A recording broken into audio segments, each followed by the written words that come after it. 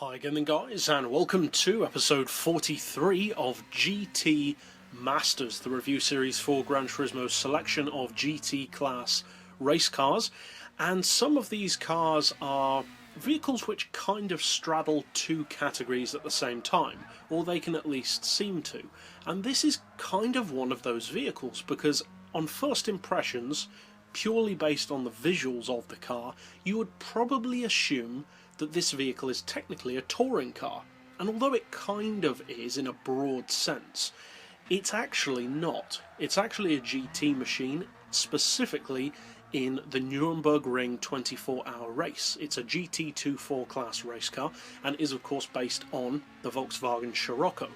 Now this is an interesting car.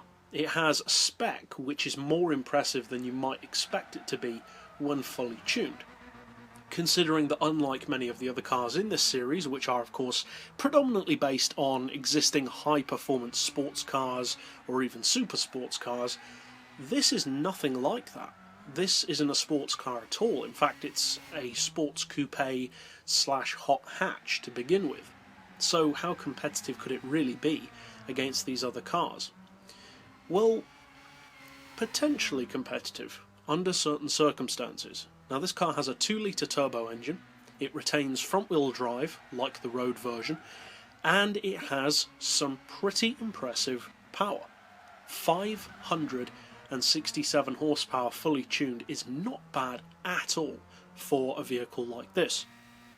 It also puts out 420 foot-pounds of torque, which is certainly not lacking, and it weighs 1120 kilos, which is perhaps a little bit heavier than you might hope, but at the same time it's not ridiculously heavy. As far as horsepower per tonne, it puts out a respectable 506, and the PP fully tuned I would say is actually a very reasonable 557. That's actually quite modest given how much power it's got to work with. Now as far as price, it is pretty expensive for what it is. 320 grand for a Scirocco race car is quite a lot. Now it is a real race car, which is a nice addition. It's not a Polyphony Digital original, and it is a full premium. There is also of course a base model which you can paint also, but overall 320 grand is still a lot for what is essentially a racing version of a hot hatch. So the question is, what do you actually get for that price? Because bearing in mind, that's very, very close to what you can pay for a BMW Z4 GT3, and that's one of the best race cars in this entire series. So if you're talking sheer value for money, this car's got to really offer something good, at least for most people. Some people may buy it just because they like it anyway, but for most of us, if you're going to fork out that kind of money and use a race car regularly, it's going to be a good one. So the question is, how good is this car? Well, the fact that it's front-wheel drive is understandable, but kind of a shame. I would say that the front-wheel drive is actually this car's biggest drawback. Not because front-wheel drive is bad, it's certainly not. It works really, really well with certain vehicles, but with others, it feels like it really doesn't allow the car to reach its full potential. For instance, with the Nissan GT-R LM Nismo, front-wheel drive is an amazing concept to have in a Le Mans car, but it just wasn't quick enough. Now, this car has a lot of power going through those front wheels, and if it were all-wheel drive, ideally, or even rear-wheel drive, it would honestly be able to cope with that power and torque, especially the power, a lot easier. Unfortunately, due to the fact that it is front-wheel drive, it is much more inclined to wheel spin and understeer than you would hope. Some front-wheel drive cars handle like absolute monsters, such as the Mitsubishi FTO and Mini Cooper. Others, though, tend to be more like the Nismo GT-R. They just don't really have a chassis that's giving its best, almost. It's not bad in its road-going form. The Nissan GT-R Nismo is certainly not a bad car, but putting such a huge amount of power through that front-wheel drive chassis is always going to cause problems no matter how good your engineering is. So for this car, the fact that it has, in its fully tuned form only, of course, so much power going through those front wheels really hinders it. Now with less power, at a lower PP level, it handles itself much, much better. If you keep the power to say 400 horsepower or even less, it will handle in a much more controlled, far less heavy way.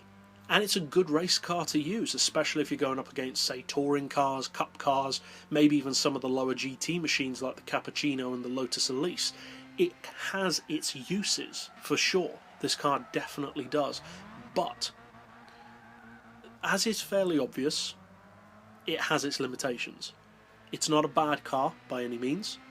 It's just a car which has a very narrow range of effectiveness. If you put it up against something that's too high in the GT spectrum, you're not going to stand a chance. Not because this is slow, but because they're quite simply faster. It's like putting the GT car up against an LMP. Doing so doesn't mean that the GT car is bad as such, it's just not as quick. Likewise with this car, it's just not on the level of, say, your Lister Storms, your Corvettes, your Beamers, your GTRs, your Merc SLS AMGs. It's just not that calibre of race car. And for the Nürburgring 24-hour race, that's fine. It doesn't need to be an insanely fast car, because the Nürburgring 24-hour race features vehicles which are much, much closer to what you'd expect from a production car, rather than the full-on GTs and prototypes that you'd usually see in the Le Mans. The problem is, to some degree, this car just doesn't have enough of its natural rivals featured on the game. It's one of the only N24 or GT24 cars featured on the game.